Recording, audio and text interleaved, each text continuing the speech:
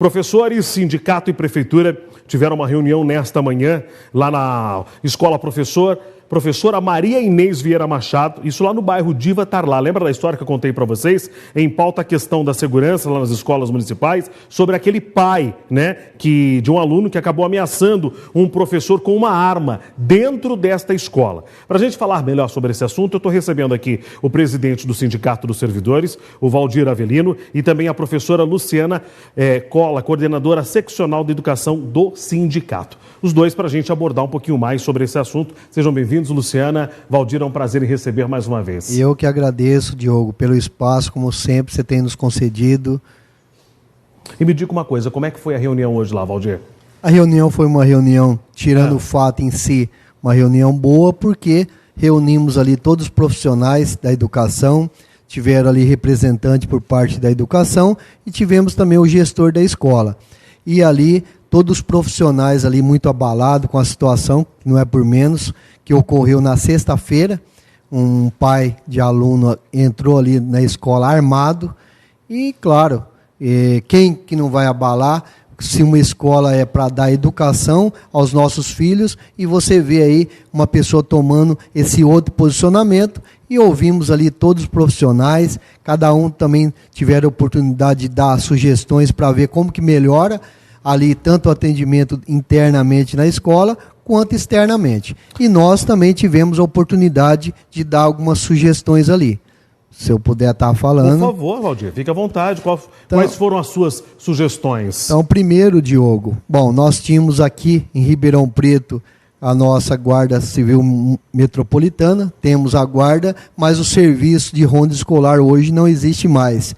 E quando tinha, na época, a ronda escolar ela fazia entrada, saída de alunos, nós colocamos ali para a Secretaria da Educação, minimamente para que eles possam ter um diálogo entre a Secretaria da Educação e a GCM, para que possa, em conjunto, pelo menos amenizar essa questão. Porque se você tem uma viatura, saída e entrada de alunos, e não é só esse problema que nós deparamos, você tem ali em torno da escola também, todo mundo sabe, tem a questão também que se faz necessário ter, sim, ao nosso ver, a ronda escolar ela tem que se voltar a ter essa ronda escolar para efetivar realmente a segurança nas escolas. Outro ponto que nós colocamos também, aí a professora Luciana vai falar, é uma equipe multidisciplinar nas escolas, até para acompanhar esses fatos com os nossos profissionais e também atender, também muitas vezes pais que tem que ter um preparo psicológico e muitas vezes também até alunos. E nós sugerimos também essa questão ali na escola. Quero, inclusive, conversar com a Luciana, já que ela é professora, para ela se colocar no lugar desse professor que acabou enfrentando isso e de todos os professores que enfrentam a falta de segurança na escola. Eu devo imaginar, com um salário ruim que é pago nesse nosso país, como é que fica o psicológico de um professor depois disso, Luciana? Exato. A professora em questão, assim, soube conduzir muito bem ali a situação. Ela merece, acho que, uma premiação. Mas, assim, os impactos agora dessa situação é algo que a gente tem que prevenir e cuidar. E foi por isso até que a gente esteve hoje lá na escola, para pensar, de fato, assim, nas ações que podem prevenir essa segurança. Como imaginar que um pai poderia entrar numa escola e ameaçar um professor? Houve um crime de ameaça, é muito grave o que ocorreu. Então, assim como o presidente colocou, é a questão da segurança por ronda, é a questão da segurança do prédio mesmo, toda a estrutura do prédio, e também essa parte do psicólogo. Nós não temos psicólogos nas escolas. A gente precisa, assim, implementar essa situação de forma efetiva, O professor ele está se sobrecarregando, há uma sobrecarga, E pelo que a gente percebeu ali, é uma comunidade participativa, Há um bom desempenho, uma receptividade dessa comunidade. Como imaginar que numa acolhida dessa, o professor ia se deparar com um fato desse, Com um ato criminoso que poderia ter terminado numa fatalidade. Luciana, eu fico imaginando a preocupação e a pressão que um professor já tem. Primeiro que ganha péssimo salário, é obrigado a dobrar horas de trabalho para ter uma renda melhor no final do mês. Aí vem a questão do que vem acontecendo aí, diversos problemas, pessoas invadindo escola, né, matando crianças. Hoje, né, nós temos alunos aí que infelizmente enfrentam os professores. O professor já trabalha tenso com isso. Ainda recebe, por falta de segurança, uma pessoa, um terceiro de fora, ameaçando com uma arma na cabeça. É inadmissível. Daqui a pouquinho não teremos mais professores no nosso país, né? Exato. Essa relação no dia a dia com as crianças, já há muito contratempo, há muita agressão entre as próprias crianças que o professor precisa refletir e trazer a família. E ainda numa situação dessa, a própria família vir abordar um conteúdo pedagógico, o qual a professora se propôs a esclarecer e ainda ela se sentiu ameaçada com o tom do pai e o pai acabou colocando uma arma na mesa. Meu algo Deus. absurdo. Então, assim, esses professores que se deslocam de várias unidades, porque eles têm uma jornada, né, que para poder trabalhar o dia todo, né, os 2 períodos, se deslocam em diversas unidades para ter uma jornada completa, com uma valorização que não é digna, há muito ainda a ser conquistado e ainda se deparar com um fato desse. Me diga uma coisa, Valdir, vocês tiveram acesso sobre as informações? O que realmente aconteceu com esse pai? Chegaram a informar para vocês sobre isso? Na verdade, foi o que a Luciana relatou, que foi passado para nós, realmente que ele não concordou com o conteúdo ali de alguma matéria que estava sendo ministrada para a filha dele, ele foi lá tirar satisfação. A professora foi tentar explicar para ele, mas realmente a pessoa estava ali de um jeito que não sei te falar como, por quê? Se você tem a oportunidade de sair da sua casa, pegar uma arma de fogo para ir conversar numa escola, para começar, você já não tem boa intenção. Porque quem tem boa intenção vai sim, pode ter uma preocupação sim com o filho, porque eu sou pai e meu filho estuda na rede municipal, se tiver alguma dúvida, está lá o diretor para tirar a dúvida, está lá os profissionais para tirar a dúvida, mas ele não foi com esse intuito. Por quê? Poderia muito bem ter tido uma fatalidade, tanto com o filho, que ali estudam, com outras crianças, e com outros profissionais, professores. Poderia muito bem hoje a gente estar lamentando a morte ou de um professor ou de um filho.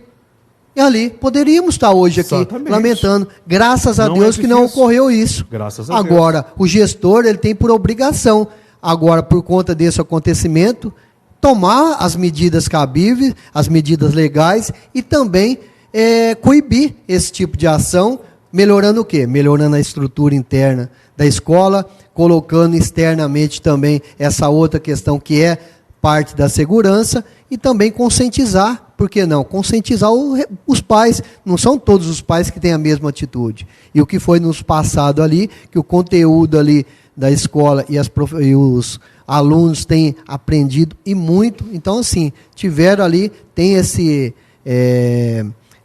estatística ali nessa escola que é muito bom. Então assim, agora o gestor, ele tem que começar também a agir aonde que precisa. Não é só pegar, querer fazer aí toda a estrutura na cidade e às vezes o que mais precisa é investimento na educação, ele tem que ter esse olhar humano sim para nossas escolas. Valdir, não sei se você vai concordar comigo, você citou a questão da ronda escolar, ajude muito, necessita isso na frente de todas as escolas, mas a gente poderia estender um pouquinho mais. Uma certa vez eu trouxe aqui o delegado Palumbo, e ele aprovou um projeto para São Paulo para poder colocar, né, aquelas portas detectoras de metais nas escolas. Por que a nossa área política, a Câmara Municipal, o prefeito, não tentam aprovar um projeto como este para poder estender? Até entendo que a ronda escolar vai ajudar e muito, mas de repente na entrada desse pai na escola, será que a viatura estaria ali na porta? Será que ela ia identificar que aquele cara estava armado? Depois que ele entrou lá para dentro, ele podia fazer o que quisesse, que a polícia só ia entrar para poder ver o final da história. O conteúdo mesmo a gente poderia estar prevenindo, né, a entrada com portas detectoras de metais, que ajudariam muito, né? Exatamente, Diogo, você tem toda a razão. Por quê? O gestor ele tem por obrigação de tentar achar mecanismos para dificultar a ação. Vamos falar a ação de uma pessoa que realmente colocou a vida ali de muitos ali em risco. Então, talvez uma porta também seria, sim, uma outra saída também. Agora, o gestor, para fazer isso, Diogo, o gestor tem que viver. O gestor tem que ir lá, sentir a situação, não só lá, quanto em outras escolas também, sentir e realmente colocar isso em prática. O que nós vemos muitas vezes o gestor se preocupando aí com tantas obras e aonde que precisa ter um investimento, porque essa criança vai ser o futuro cidadão de Ribeirão Preto. E você não vê a mesma preocupação na minha visão. Luciana, me diga uma coisa, as escolas municipais de Ribeirão Preto têm passado por outras situações como esta que nós presenciamos? Sim, são reiteradas as situações de agressão. Inclusive, na sexta-feira, quando a gente acolheu e tornou-se público esse fato, eles tiveram ali a oportunidade de nos compartilhar outras 2 situações, não tão grave como essa, mas que foram agressões. E é algo assim que vem acontecendo em todo o município, em todas as unidades escolares. Existem diversos tipos de agressões, né? E é muito triste saber que a população está tendo esse tipo de atitude, né? Fica à mercê disso, né? Fica à mercê de uma situação dessa. Como pode, né, o profissional trabalhar numa situação dessa? Eu fico imaginando, foi o que eu citei para você, né? Que vontade que o professor tem de sair da sua casa, ganhando tão pouco, e correndo esse risco a cada dia mais. Primeiro, é o medo de enfrentar alguns alunos que acabam agredindo os professores. E o professor não pode levantar a mão para nada, né? Porque tudo é processo, tudo... Estamos em outras épocas. Fosse na nossa época antigamente, hein, Valdir? Exatamente. Muito diferente, que a gente tinha respeito pelos professores. Quando o professor falava, é a mesma coisa se fosse um pai falando. Baixava a cabeça, obedecia. Até porque era a extensão da nossa casa. A nossa educação estava finalizando ali, né, Valdir? Exatamente, Diogo. Você tocou num assunto muito importante. Agora, cabe também aos pais. Os nossos pais não iam lá com qualquer dificuldade, pelo contrário. Ele ia não para criticar o profissional que está ali para dar toda essa educação, e você citou muito bem. Antigamente, realmente, a casa era a segunda casa nossa, a escola era a segunda casa nossa. Então, hoje, eu acho que esses conceitos tem que colocar em discussão, para ver aonde realmente que está errando e trazer também a família. Trazer a família para dentro da escola para sentir isso. Porque daqui a pouco, você colocou muito bem, não vai ter mais professor. Porque quem que vai querer colocar a sua vida em risco a todo momento? Não dá para ser dessa forma. Então, vai ter que mudar sim. Eu acho que tem que fazer uma discussão séria, tanto na questão do executivo, o próprio legislativo também tem que se envolver dentro dessa discussão para haver aí uma mudança que venha melhorar, sim, a questão da educação no município de Ribeirão Preto. Tem um fato que eu quero comentar aqui com vocês. É verdade que o tal pai questionou o conteúdo de um livro achando que tivesse sido adotado pelo atual governo. Mas, na verdade, o livro já tinha sido adotado no governo anterior, né, Valdir? Exatamente isso. Independente, né? Independente disso, não justifica. Não justifica você ir lá já com a intenção de fazer alguma coisa. Volto a dizer, você não vai sair da sua casa, pegar uma arma, vou numa escola. Se você vai numa escola, lá não tem bandido. Lá vai ter aluno, vai ter profissionais que estão dando educação para o seu filho. Agora, como que você vai? Você vai sair da sua casa, você já vai premeditar alguma coisa. Então, não dá para ser dessa forma. E claro que aí as autoridades que vai tomar aí as medidas cabíveis nesse caso. Deixa eu perguntar aqui para a Luciana. Chegou agora a informação que representantes da escola vão se reunir, né? Olha só, vão se reunir daqui a pouquinho. Acabei pulando aqui, Valmir, você mandou aqui para mim. Daqui a pouco com o Conselho Municipal de Educação. Vocês sabem o que vai ser discutido nisso? Na verdade, é com o conselho de escola, né? No período da manhã, a gente esteve ali, então, reunido. Os professores trouxeram ali algumas sugestões de ações que possam prevenir, né? Inibir esse tipo de violência, pensando até nos impactos dessa própria situação, como dimensionar esse todo e ter um cuidado aí com o grupo. Então, assim, eles delimitaram alguns itens que eles estarão levando para o Conselho de Escola, que é um órgão que tem competência aí para deliberar também algumas ações para trazer ali segurança para o ambiente de trabalho. Inclusive, acabou de chegar aqui uma nota da Secretaria Municipal de Educação, queria ler junto com vocês aqui, ó.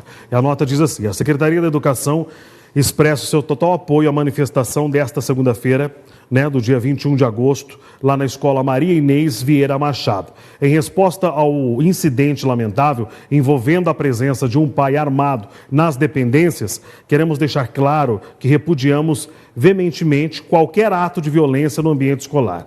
A escola também sempre foi um espaço de aprendizado, crescimento e convivência saudável. É fundamental que todos possam desfrutar de um ambiente educacional seguro e acolhedor. Reiteramos também o nosso apoio à direção da escola e aos professores e funcionários. Por fim, informamos que o caso está sendo investigado pela polícia. A GCM continua apoiando, por meio das rondas, a entrada e a saída dos estudantes. Não só nessa escola, né? Porque assim, o que eu costumo entender? Só age depois que acontece. Temos que trabalhar pelo lado preventivo. Tem que ter, sim, policiais. Eu sei que nós não conseguimos policiais para todas as escolas, mas algo tem que ser estudado. É gasto tanto dinheiro e desviado tanto dinheiro desse nosso país, porque não podemos investir mais na questão da segurança. É porta detectora de metais, contratar um policial para poder ficar lá dentro, a ronda passando sempre em frente. Por que não faz o trabalho preventivo? E só depois que acontece que a gente tem isso, né, Valdir? Exatamente, Diogo. Você tem toda a razão. E hoje vou te falar para você, tendo projeto, você tem até verbas federais que poderia muito bem ser incrementada aí nas nossas escolas tranquilamente.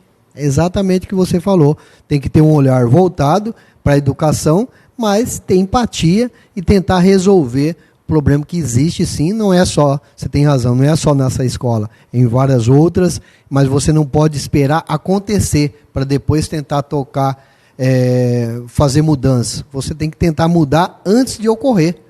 É exatamente isso, porque volta a falar, talvez hoje, se fosse mais drástico ainda do que foi, a gente estaria chorando aqui, ou a morte de um profissional da educação, um professor ou um aluno, porque pode pegar a bala perdida, pode acontecer várias questões, uma pessoa com uma arma de fogo. Para a gente finalizar aqui, Valdir e Luciana, a gente estende mais uma vez, no dia que aconteceu isso, inclusive eu trouxe aqui um outro assunto de um vereador de Ribeirão Preto que estava aprovando, né, que era, Valmir?